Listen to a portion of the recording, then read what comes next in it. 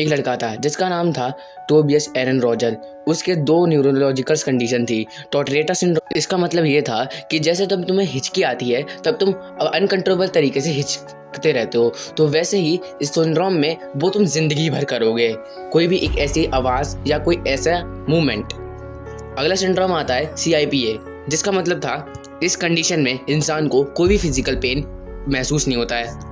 Tobias की life अच्छी नहीं चल रही थी, खासकर स्कूल में तो उसको कुछ लड़के बुली करते थे। इंसान सोचता है कि चलो यहाँ पे हमको दुख हो रहा है तो हमारे घर पे तो हम खुश रहेंगे, लेकिन वो घर पे भी खुश नहीं। रोज रात को उनके घर से की आवाज़ें आती थी, लड़ाइयों की आवाज़ें आती थी। पर एक दिन सब कुछ बदल गया। टोबियस की एक बहन थी लायरा, वो दोनों स्कूल गए थे। जब वो स्कूल से घर पे आए, जो उन्होंने देखा उससे उनकी रूह कांप गई। उनके जो फादर थे वो अपने हाथ में चाकू लिए उसकी माँ को मार दिया था। जब टोबियस वगैरह कमरे में थे तभी बाहर से उसके बाप ने आग लगा दी और घर जलने लग गया।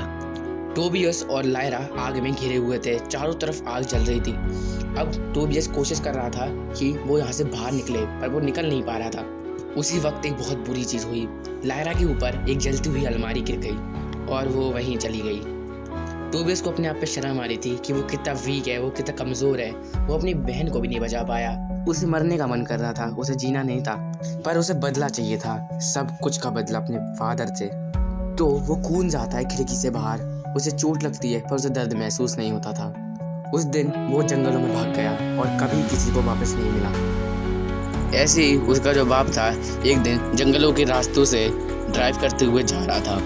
उसी वक्त उसकी गाड़ी पे कोई कांच फेंकता है, जिससे उसका साइड मिरर टूट जाता है और वो बाहर आके देखता है चारों तरफ शांति थी, कोई भी नहीं था, बिल्कुल सुनसान घोर अंधेरा, चारों तरफ पेड़ों की आवाज़ें, ठंडी ठंडी हवा, ये सब मिलके बहुत ज़्यादा ही हॉरिफाइंग माहौल बना रहा था।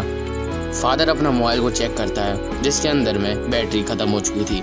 ये बहुत ज़्यादा ही डरावना माहौल था, ऊपर से बैटरी भी ख़त्म हो चुकी थी। उसी वक्त पीछे से कुछ आवाज़ें आने लगती है। वो पीछे मुड़ता है, तब उसे कुछ नहीं दिखता। वो राहत की सांस लेता है। वो पीछे से एक आवाज़ आती है, उसकी सांस बढ़ जाती है, वो डरने लगता है। वो पीछे मुड़ के देखता है तो देखता है कि उसका खुद का बेटा वहाँ खड़ा है, जो कि और कोई नहीं टोबियस है। पर अब वो टोबियस नहीं रहा। उसके चेहरे पे बहुत घनघोर स्माइल और आंखों में पागलपन सवार है। उसके हाथ में 2 भयंकर कुल्हाड़ी हैं और वो उनसे बिना कुछ जवाब किए, बिना कोई सवाल किए सीधा हमला करके उनकी ब्रूटली डेथ कर देता है। ये सच में बहुत ज़्यादा हॉरिफाइंग मोमेंट था। उसके बाद उसका बदला पूरा होने के बाद वो वापस जंगलों में चले जाता है। उसके बाद कहानी एंड हो जाती है। लेकिन कुछ स्टोरीज़ के माने तो जो सिलेंडरमैन है उसने असल में टोबियस जब जंगल में आया था तभी उस पर काबू कर लिया था और उसको अपना गुलाम बना लिया था। वो उससे हंट करवाता था अपने लिए।